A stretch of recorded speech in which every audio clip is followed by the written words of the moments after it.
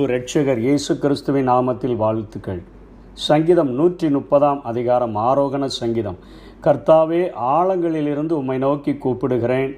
ஆண்டவரே, என் சத்தத்தை கேளும். என் விண்ணப்பங்களின் சத்தத்திற்கு உமது செவிகள் கவனித்திருப்பதாக என்று சொல்லி இங்கே சங்கீதத்தினுடைய ஆசிரியர் ஜெபிக்கிறதை பார்க்கிறோம்.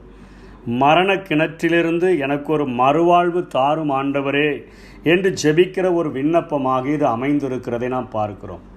அநேக நேரங்களிலே உலக மக்கள் மரண கிணற்றை அவர்களே தேடிக்கொள்ளுகிறார்கள். அதாவது பாவத்தின் சம்பளம் மரணம் என்கிற நிலைமையிலே பாவங்களை அதிகமாய் செய்கிறபடியினாலே வாழ்க்கையில் எல்லாவற்றையும் இழந்தவர்களாக சாகர தருவாயில் ஆண்டவரை நோக்கி முறையிடுகிறது போல ஒரு காரியத்தை இந்த பகுதி காட்டக்கூடியதாக இருக்கிறது.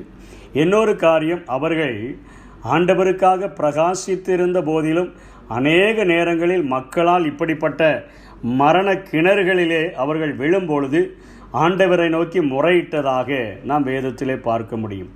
யோனாவினுடைய வாழ்க்கையிலே அவர் ஒரு தீர்க்கதரிசியாக அவர் இருந்த போதிலும் கூட ஆண்டவருடைய சத்தத்தை கேட்காதபடி அவர் நினிவேக்கு போகாமல் தரிசிஸ்க்கு அவர் சென்ற பொழுது ஆண்டவர் அவரை அந்த கப்பலிலிருந்து கடலிலே தூக்கி எரிய ஒப்பு கொடுக்கும் பொழுது அவர் அங்கே மீன் ஒன்றை ஆண்டவர் ஆயத்தப்படுத்தி அந்த மீனின் வயிற்றிலிருந்து அவர் ஜெபிக்கிறார். யோனாம் 2 அதிகாரம் 2 பாதாளத்தினுடைய வயிற்றிலிருந்து நான் உம்மை நோக்கி கூப்பிடுகிறேன், மரண கிணற்றிலிருந்து. கடற்பாசிகளெல்லாம் என்னை சுற்றி கொண்டது என்று சொல்லுகிறார். துர்ச்சன பிரவாகம் என்று சொல்லுகிறார். அநேக காரியங்களை அவர் அந்த கடலிலே எரியப்பட்ட பொழுது அந்த பயங்கரத்திலே அந்த மரண கிணற்றிலே கடந்து கொண்டு பாதாளத்தின் வயிற்றிலே இருந்து கொண்டு பாவத்தின் நிமித்தமாக ஆண்டவருக்கு கீழ்ப்படியாமல் அவர் செய்த காரியத்தின் நிமித்தமாக பட்ட வேதனையிலே இருந்து கொண்டு ஆண்டவரே என்னை காப்பாற்றும் என்று ஜெபிக்கிறதை நாம் பார்க்கிறோம். கர்த்தாவே, ஆழங்களிலிருந்து உம்மை நோக்கி கூப்பிடுகிறேன். தாவீதும் தன்னுடைய சங்கீத பகுதியிலே சொல்லுகிறார், உளையான சேற்றிலிருந்து என்னை தூக்கி எடுத்து என் கால்களை கண்மலையின் மேலே நிறுத்தி என் அடிகளை உறுதிப்படுத்தி என்று சொல்லுகிறார். அந்த உளையான சேற்றில் சிக்கி கொண்டவங்க பிழைப்பது கடினம். அப்படிப்பட்ட அந்த சேற்றிலே, பாவ சேற்றிலே சிக்கி கொண்ட என் வாழ்வை காப்பாற்றுகிறதற்கு ஒருவர் உண்டென்று சொன்னால் அது நீர் மாத்திரமே. நீர்தான் என்னை தூக்கி எடுத்து என் கால்களை கண்மலையின் மேலே நிறுத்தி என் அடிகளை நீர் உறுதிப்படுத்த முடியும் என்று சொல்லி அவர் இங்கே முறையிடுகிறதை நாம் பார்க்கிறோம். எரேமியாவுடைய வாழ்க்கையிலே புலம்பல் 3 அதிகாரம் 55 எரேமியா இப்படியாய் புலம்புகிறார். மகா ஆழமான கிடங்கிலிருந்து கர்த்தாவே, உம்முடைய நாமத்தை பற்றி கூப்பிட்டேன் என்று சொல்லுகிறார். இவருடைய வாழ்க்கையில் என்ன நடந்தது, இவர் என்ன தவறை செய்தார் என்று சொன்னால், எரேமியா யோயாக்கீம் அவருடைய நாட்களிலே அவர் ஏசாயாவுக்கு 60 வருடங்களுக்கு பின்பாக தீர்க்கதரிசியாக இளம் வயதிலேயே ஆண்டவரே அவரை பிடித்து இழுத்து வந்து தீர்க்கதரிசியாக மாற்றின பொழுது இவருடைய தீர்க்க தரிசனத்துக்கு அப்புறம்தான் நேபுகாத் நேச்சார் அந்த இஸ்ரவேல் தேசத்தை, யூதா பட்டணங்களை, எருசலேம் நகரத்தை எல்லாம் தீக்கிரையாக்கின நாட்கள் அது நிறைவேறிற்று. அந்த தீக்கிரையாக்கப்பட போகிற அந்த சூழ்நிலைகளை தன்னுடைய தரிசனத்திலே கண்டவராக, ஆண்டவருடைய வார்த்தைகளை பெற்றவராக, அன்றைக்கு இருந்த ராஜாக்கள் தங்களுக்கென்று திருப்திப்படுத்தக்கூடிய தீர்க்கதரிசிகளையும், ஆசாரியர்கள் தங்களை திருப்திப்படுத்தக்கூடிய தீர்க்கதரிசிகளையும், ஜனங்கள் தங்களை திருப்திப்படுத்தக்கூடிய தீர்க்கதரிசிகளையும் வைத்திருந்த பொழுது அங்கே எரேமியா கர்த்தருடைய வார்த்தையை தெளிவாக, இந்த பட்டணம் இப்படிப்பட்ட ஒரு கொடுமையான நிலைமைக்கு, இந்த மதில் இடிக்கப்பட்டு போகிறது என்கிறது போல இது அழிக்கப்பட போகிறது, தீக்கிரையாக்கப்பட போகிறது என்கிற தீர்க்க தரிசனத்தை எல்லாம் சொன்னது நிமித்தமாக தன்னுடைய குடும்பத்தாராலும் பகைக்கப்பட்டு அங்கே அரசாட்சி செய்யக்கூடிய அரசனால் கொலை குற்றவாளியாக நியமிக்கப்பட்டு அநேக முறையில் சிறையில் அடைக்கப்பட்டு ஒரு முறை அவர் இப்படிப்பட்ட ஒரு மகா கிடங்கில உளையான சேர் இருக்கிற இடத்துல அவர் தூக்கி போடப்பட்டார். உள்ள முங்கிக் கொண்டே இருக்கும் பொழுது எரேமியாவினுடைய கடைசி அந்த நிமிட நேரங்களிலே அவர் ஜெபிக்கிறார். மகா ஆழமான கிடங்கிலிருந்து கர்த்தாவே, உம்முடைய நாமத்தை பற்றி கூப்பிட்டேன். இந்த கவிதை வரிகளை எழுதும்பொழுது தன்னுடைய வாழ்வில் நடந்த அந்த அசம்பாவிதத்தை நினைத்து அவர் எழுதுகிறார். அங்கே எபேத் மேலேக் என்ற எகிப்தியனை ஏவி தேவன் அவரை அந்த உளையான சேற்றின் கிடங்கிலிருந்து ஆண்டவர் அவரை மீட்டெடுத்ததை நாம் பார்க்கிறோம். இந்த நாட்களிலும் நாம் கடைசி நாட்களிலே வந்து நிற்கிறோம். இன்றைக்கு இவரை போல ஆட்கள் தான் இன்றைக்கு தீர்க்க தரிசனம் சொல்லுகிறதற்கு ஆண்டவர் தேடிக்கொண்டிருக்கிறார். ஜனங்களை எச்சரிக்கும்படியாக தேவ சன்னிதானத்தில் கதறுகிற ஒரு தேவ மனிதனைத்தான் ஆண்டவர் தேடுகிறார். எரேமியா என்னுடைய கண்கள் கண்ணீர் ஊற்றுமானால் நலமாயிருக்கும் என்றெல்லாம் ஜெபிக்கிறார். என் தலை தண்ணீரானால் நலமாயிருக்கும் என்று ஜெபிக்கிறார். ஆண்டவருடைய சன்னிதானத்திலே தன்னுடைய அந்த பட்டணத்திலே நேரிடப் போகிற அழிவுகளுக்காக கதறுகிறார்.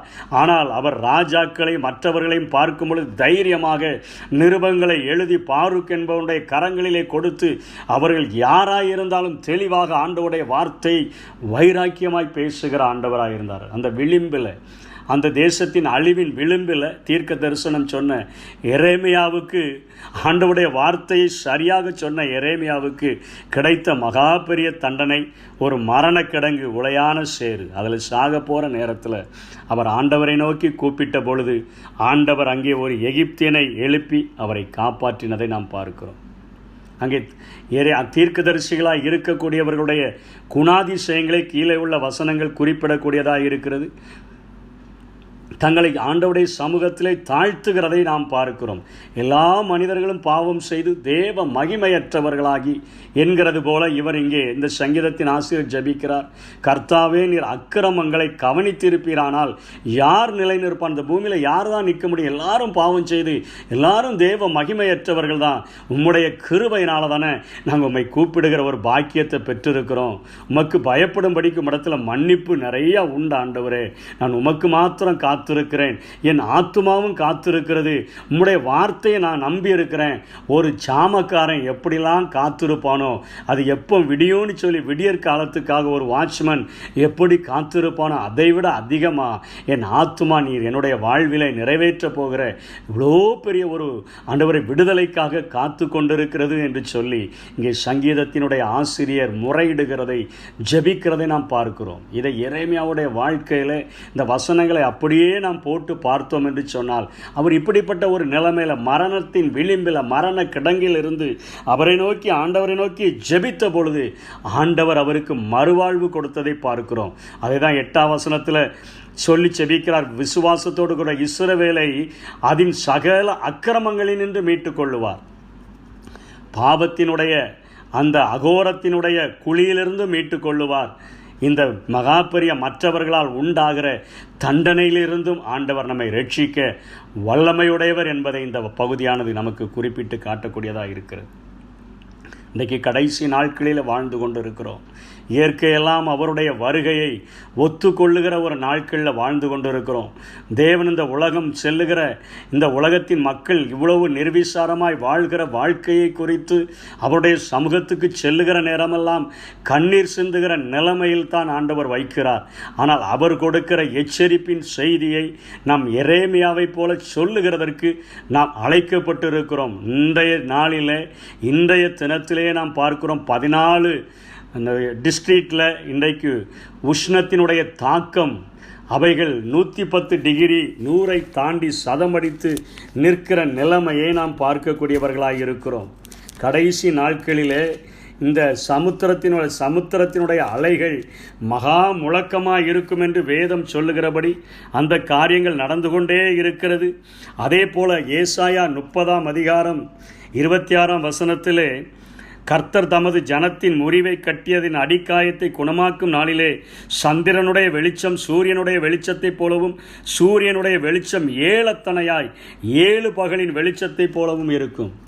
4 டிகிரி 5 டிகிரி இதுவரைக்கும் இல்லாத அளவிற்கு ஒரு உஷ்ணத்தை நாம் அனுபவிக்கக்கூடிய அந்த கடைசி நாட்களில் இருக்கிறோம். இயற்கைகளுக்கெல்லாம் தெரிகிறது அவருடைய வருகையின் முன்பாக கடைசி நிமிட வேளையில் இந்த உலகத்தில் நடக்கக்கூடிய அனைத்து காரியங்களையும் உலகம் முழுவதும் கொள்ளை நோய்களை கேள்விப்படுகிறோம். உலகத்தில் அநேக இடங்களில் பஞ்சங்களை கேள்விப்படுகிறோம், யுத்தங்களை கேள்விப்படுகிறோம், யுத்தங்களின் செய்திகளை கேள்விப்படுகிறோம். அதே போல் இதுவரைக்கும் உண்டாகாத அளவுக்கு சூரியனுடைய வெளிச்சமானது வெளிச்சம் ஏலத்தனையா 7 பகலின் வெளிச்சத்தை போல் அத்தனை உஷ்ணமாக இன்றைக்கு அடிக்கக்கூடிய அந்த வெயிலின் தாக்கத்திலே வாழ்ந்து கொண்டிருக்கிற நாம் ஆண்டவர் வாசல் அருகே வந்துவிட்டார் என்பதை உணர்ந்தவர்களாக, ஆண்டவரே அவர் ஜெபித்தது போல, சங்கீதக்காரன் ஜெபித்தது போல, எங்களை ஆண்டவரே ஆழங்களிலிருந்து நாங்கள் உம்மை நோக்கி கூப்பிடுகிறோம், எங்கள் சத்தத்தை கேளும். இந்த உலகத்தினுடைய இந்த காரியங்களிலிருந்து கூக்குரல் இடுகிறோம். ஆண்டவரே, நீர் எங்களுக்கு மரண கிடங்கிலிருந்து மறுவாழ்வை எங்களுக்கு நீர் தரும்படியாய் வேண்டுகிறோம் என்று சொல்லி நாம் ஜெபித்தோம் என்று சொன்னால் அவருடைய வருகையில் கைவிடப்படாதவர்களாக நாம் மாற முடியும். மற்றவர்களுக்காக கண்ணீரோடு கூட எரேமியாவை போல ஒரு தேசத்துக்காக கண்ணீர் வடிக்கிறவர்களாக நாம் ஜெபித்தோம் என்று சொன்னால் நம்முடைய ஆவியைப் போல பெற்ற அநேகரை நாம் ஆண்டவருக்கென்று ஆதாயப்படுத்த முடியும். அப்படிப்பட்ட கிருபைகளை தேவன் நமக்கு தந்தருள்வாராக. ஆமென். விடியலுக்காய் காத்திருக்கும் காவலனை பார்க்கிலும் என் நெஞ்சம் ஆவலுடன் உமக்காய் ஏங்குதையா, என் நெஞ்சம் ஆவலுடன் உமக்காய் ஏங்குதையா. உம்மை நோக்கி கதறுகிறே, விரைவாய் உதவி செய்யும்.